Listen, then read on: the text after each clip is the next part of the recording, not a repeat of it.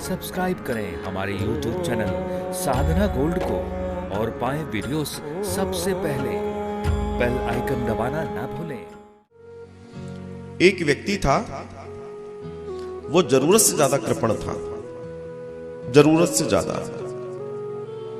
तो बताते हैं कि यहां किन्हीं संत का भंडारा चलता था, वो वहां जाके भोजन पाता था और घर में जो पत्नी और बच्चे थे वो जब 10-10 बार कहते थे तब तो चीजें आती थी।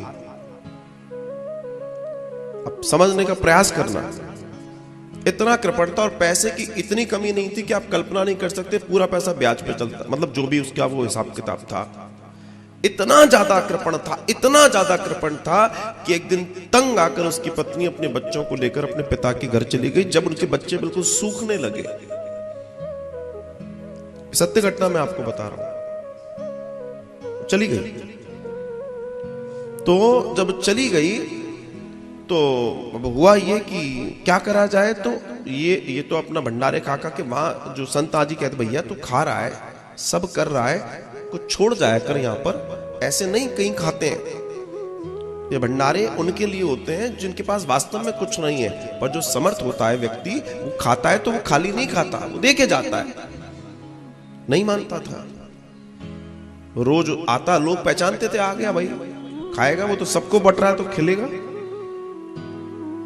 एक दिन की घटना ये हुई कि वो नहीं आया होगा, 2 दिन नहीं आया होगा, 3 दिन नहीं आया होगा, 4 दिन नहीं आया होगा। जब वो 7-8 दिन नहीं आया तो लोगों ने कहा क्या गड़बड़ है, तो उसके घर से कुछ बदबू आने लगी।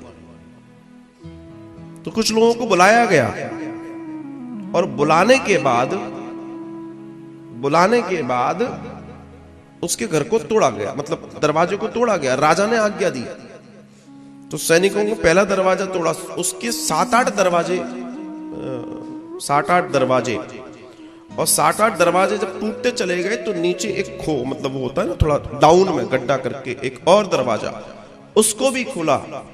उसमें देखा तो वो सड़ रहा था और वहां सोना चांदी न जाने क्या, पैसे न जाने कितना रखा था और वो उसमें सड़ रहा था, मर चुका था, कीड़े पड़ चुके थे उसमें कीड़े पड़ चुके थे। आप सोचिए, जो धर्म नहीं करते और उसके बाद, क्योंकि हम जो भी आज अगर एक व्यक्ति सोचता है मैं नौकरी कर रहा हूं, पर अगर उस नौकरी या बिजनेस कर रहा हूं, उसकी उस आय का अगर हमने टैक्स अदा नहीं किया तो ध्यान रखना उसकी गति कभी अच्छी नहीं हो सकती। तो बुलाया गया तो कोई उसकी बॉडी को बाहर निकालने को तैयार नहीं। तब जिनको जो शूद्र थे उनको बोला कि भैया, जो लोग करते थे सफाई करते थे, उनको बुलाया, वो खींच के ले गए उसके शरीर को और खींच के ले जाने के बाद उसका जो भी करना था वो हुआ।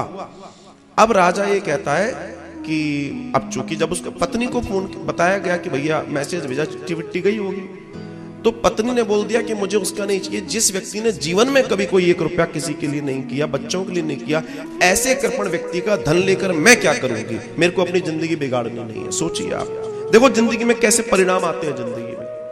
बोला मुझे नहीं चाहिए, पत्नी ने मना कर दिया, बच्चों ने मना कर दिया। अंत में राजा ने कहा कि क्या किया जाए, इसका संस्कार तो हो गया, बाकी क्या होगा। ब्राह्मणों ने मना कर दिया कि ना हम इसका कोई क्रियाक्रम करेंगे, ना इसकी तेरहवीं खाएंगे, हमको नरक नहीं भोगना। ऐसे व्यक्ति का हम नहीं करेंगे। राजा को राज पुरोहित ने बोल दिया कि ये धन आप नहीं ले लेना, नहीं तो आप निपट जाओगे। ये ऐसे व्यक्ति का धन है, अकूत दौलत थी। बोला मगर ये है ऐसे व्यक्ति की और इस स्थिति में बनाई गई है कि इसको अगर उपयोग आपने कर लिया तो आपका सत्यानाश निश्चित मान के चलना, आपका सत्यानाश निश्चित मान के चलना। और तब जब अंत में ये आया आखिर इसके धन का करा क्या जाए, तो बताते हैं कि उसके धन से, ये बिल्कुल सत्य घटना आपको बता रहा हूं मैं, उसके धन से खीर मालपुए बना बना के शहर के सुअरों को खिलाया गया था। आप सोचिए ये गति होती है। जिस व्यक्ति के जीवन में दान पुण्य ना हो, उसके बाद जो नाश होता है उसका ये होता है। अब आप कल्पना करो किसके लिए करा और किसके लिए किया? न पत्नी, न बच्चे, न समाज, किसी ने उसके धन को उपयोग नहीं किया। जहां तक कि जिन लोगों ने उसकी बॉडी को खींच के जलाया था उन तक ने बोल दिया था हम नहीं करेंगे साहब, हमें नहीं चाहिए इसे, हम जानते नहीं क्या इसको। सोचिए आप, कल्पना करके देखिए आप, ये जीवन का दर्शन है। और आप देखिए जो लोग धर्म कर्म सेवा भाव में रहते हैं, नेचुरल बात बता रहा हूं, बड़े कभी कभी नोटिस कर लेना, जिनके हृदय पवित्र होते हैं, सबके लिए अच्छा सोचते हैं, उनके घर में जाके देख लेना, कभी आपको बिना परफ्यूम के सुगंध महसूस होगी। जो अच्छे हृदय के लोग होते हैं, अपने आप उनके पास बैठने में आपको अच्छा लगेगा, उनसे बात करने में आपको अच्छा लगेगा। तो ये स्थिति को समझकर अपने जीवन को जीना बहुत आवश्यक है। ये बहुत भयानक स्थिति है, लोग कई बार नहीं समझ पाते। तो या तो आप भोग कर ले, भगवान अगर आप कमा रहे हैं उसको अपने जीते जी भोग करें। कई लोग ऐसे हैं जो अपने जीवन में कमाए कमाई चले जा रहे हैं और उन्होंने 2 साल से अपनी एक कमीज नहीं बदली।